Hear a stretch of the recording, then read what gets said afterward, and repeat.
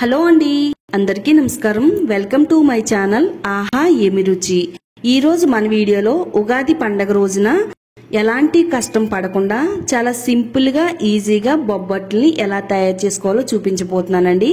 బొబ్బట్ల కోసం పూర్ణాలను తయారు చేసుకోవడానికి పిండి నానబెట్టుకునే పని లేకుండా అప్పటికప్పుడుగా ఇన్స్టెంట్ గా పూర్ణాలను తయారు చేసుకుని బొబ్బట్లని చాలా సింపుల్ గా తయారు చేసుకోవచ్చండి.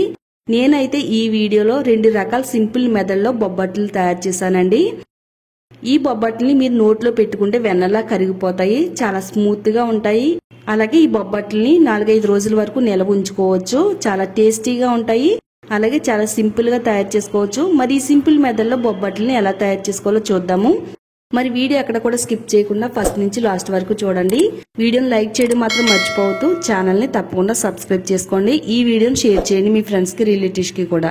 ముందుగా మనం ఈ బొబ్బట్ల పిండిని కలుపుకోవడానికి ఒక బౌల్ తీసుకుని ఆ బౌల్లో ఒక 2 కప్పుల వరకు గోధుమ పిండిని తీసుకోవాలి. నేను ఇక్కడ గోధుమ పిండితో ఈ బొబ్బట్లను తయారు చేస్తున్నానండి. మీరు కావాలి అంటే మైదా పిండితో కూడా బొబ్బట్లను తయారు చేసుకోవచ్చు. పిండి తీసుకున్న తర్వాత ఇందులో కొద్దిగా ఉప్పుని వేసుకోవాలి. మరి ఎక్కువ కాకుండా ఒక 1/2 టేబుల్ స్పూన్ వరకు సాల్ట్ ని వేసుకోవాలండి. ఒక 2 టేబుల్ స్పూన్లు ఆయిల్ వేసుకోవాలి. అలాగే 1 స్పూన్ నెయ్యి వేసుకోవాలండి. నేను ఇక్కడ ఆయిల్ వేసాను కదా, మీరు కావాలనుకుంటే ఆయిల్ ప్లేస్ లో టోటల్ గా నెయ్యిని కూడా వేసుకోవచ్చండి. ఈ ఆయిల్ నెయ్యి పిండిలో మొత్తం కలిసేటట్టుగా చేత్తో ఈ విధంగా పిసుక్కుంటూ మొత్తం కలుపుకోవాలండి. ఆయిల్ అంతా కూడా పిండికి పట్టేటట్టుగా ఈ విధంగా కలుపుకోవడం వల్ల బొబ్బట్లు అనేవి చాలా స్మూత్ గా వస్తాయి, చక్కగా పల్చగా అందంగా వస్తాయండి. పిండిని మొత్తం ఈ విధంగా పిసుక్కున్న తర్వాత ఇప్పుడు మనం ఇందులో కొంచెం కొంచెంగా నీళ్లు పోసుకుంటూ పిండిని మొత్తం కలుపుకోవాలండి.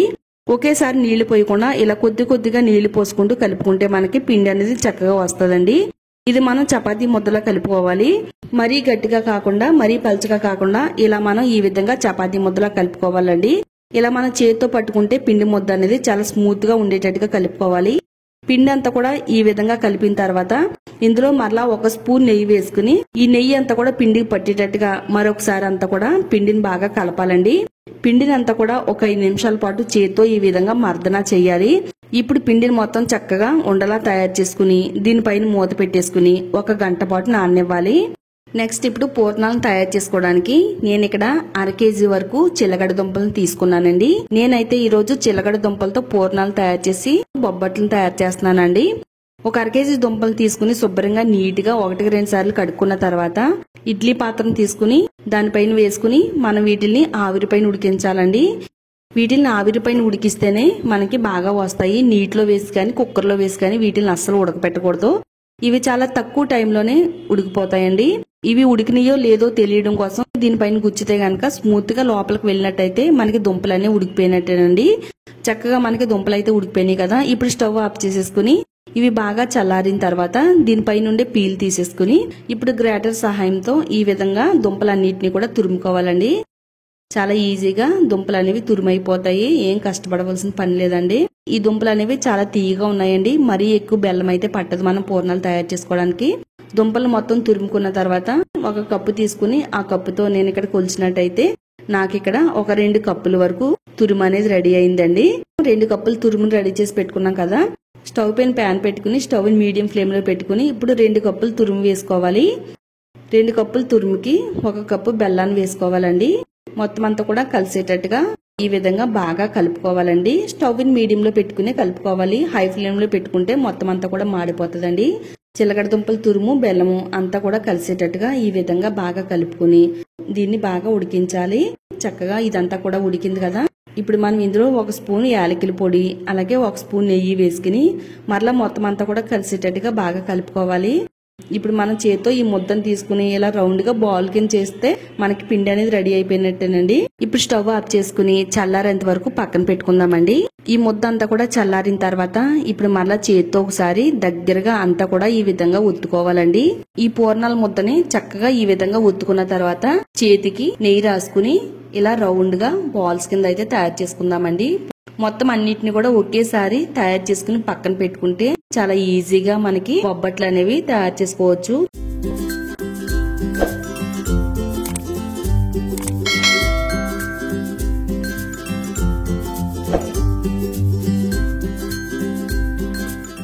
మనం ఆల్రెడీ 1 గంట పాటు పై పిండిని అయితే నానబెట్టుకున్నాం కదా. ఆ పిండి ఏ విధంగా వచ్చిందో చూద్దామండి.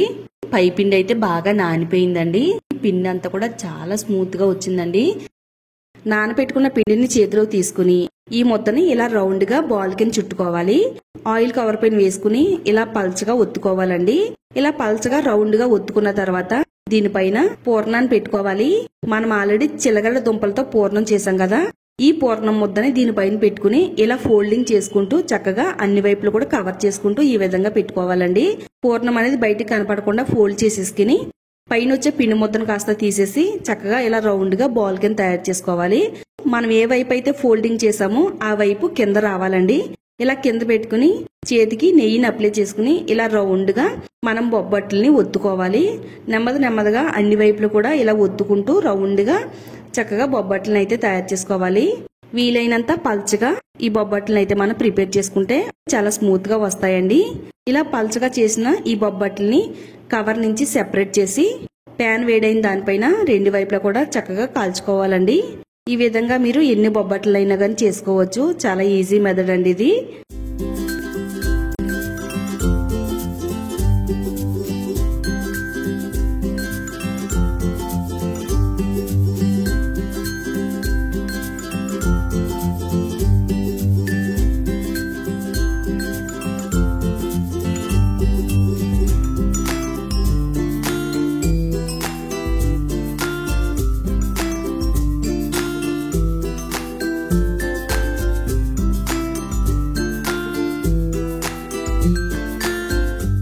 రెండు కప్పులు గోధుమ పిండికి దాదాపుగా మనకి ఒక 10 బొబ్బట్ల వరకు వస్తాయండి. నెక్స్ట్ ఇప్పుడు సెకండ్ మెథడ్ తయారు చేసుకుందామండి. నేనైతే ముందే చెప్పాను కదా, ఈ వీడియోలో 2 రకాల బొబ్బట్లు అయితే తయారు చేస్తున్నానని. ముందుగా ఒక ప్యాన్ తీసుకుని ప్యాన్ లో 1 కప్పు వరకు తురిమిన బెల్లాన్ని వేసుకోవాలండి. బెల్లం వేసిన తర్వాత 2 కప్పులు నీళ్ళని పోసుకోవాలి. బెల్లం అంతా కూడా కరిగేంత వరకు ఇలా గరిటతో బాగా కలపాలి. స్టవ్ మీడియం ఫ్లేమ్ లో పెట్టుకుని ఈ బెల్లం నీళ్ళన్నీ కూడా బాగా మరిగిన తర్వాత ఇప్పుడు స్టవ్ ఆఫ్ చేసుకుని నీళ్ళన్నీ కూడా చల్లారేంత వరకు పక్కన పెట్టుకుందాము. ఈ లోపు మనం ఇప్పుడు స్టవ్ పైన ప్యాన్ పెట్టుకుని ప్యాన్ వేడైన తర్వాత ఒక 3 టేబుల్ స్పూన్ల వరకు నెయ్యి వేసుకోవాలి. నెయ్యి వేడైన తర్వాత 1 కప్పు వరకు జల్లించిన శనగపిండిని వేసుకుని శనగపిండిని చక్కగా వేయించుకోవాలి. ఈ పిండి అంతా కూడా కమ్మటి వాసన వచ్చేంత వరకు ఫ్రై చేసుకోవాలండి. ముఖ్యంగా మీరు స్టవ్ ని సిమ్ లో పెట్టుకుని ఈ శనగపిండిని వేయించుకోవాలండి. ఇలా పిండి మొత్తం వేయించిన తర్వాత మనం ఆల్రెడీ బెల్లం నీళ్ళని మరగబెట్టుకుని చల్లారి పెట్టుకున్నాం కదా, ఈ చల్లారి పెట్టుకున్న నీళ్ళని స్ట్రైనర్ సహాయంతో వడపోసుకుంటూ ఈ విధంగా కలుపుకుంటూ పిండిని మొత్తం ఉడికించాలి. ఒకేసారి నీళ్లు పోయకుండా సగం సగంగా పోసుకుంటూ పిండిని మనం చక్కగా ఉడకబెట్టుకోవాలండి. పిండి అంతా కూడా బాగా ఉడికిన తర్వాత ఇప్పుడు దీనిపైన 1 స్పూన్ యాలకుల పొడి అలాగే ఒక 2 టేబుల్ స్పూన్ నెయ్యి వేసుకుని ఒకసారి అంతా కూడా బాగా కలిపేసుకుందామండి. ఇది రెడీ అయిన తర్వాత పిండి అంతా కూడా ఇలా ముద్దలా తయారవుద్దండి. చూడండి, చక్కగా రౌండ్ గా బాల్స్ కింద చేస్తే ఈ విధంగా మనకి పిండి అనేది చక్కగా ఉంటుంది. ఇప్పుడు మన చేతికి నెయ్యి రాసుకుని ఈ పిండి ముద్దల్ని ఇలా రౌండ్ గా బాల్స్ కింద అయితే తయారు చేసుకోవాలి.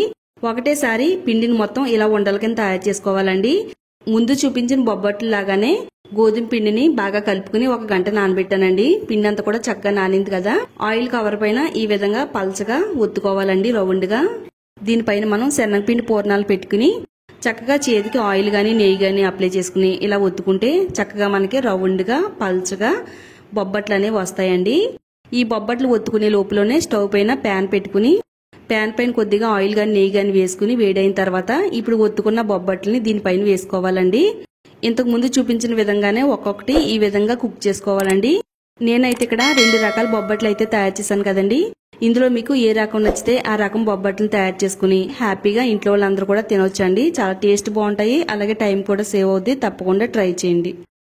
వీడియో నచ్చితే లైక్ చేయండి, అలాగే ఈ వీడియోని షేర్ చేయండి. ఇలాంటి మరిన్ని రెసిపీస్ కోసం మన ఛానల్ ని తప్పకుండా సబ్స్క్రైబ్ చేసుకోండి.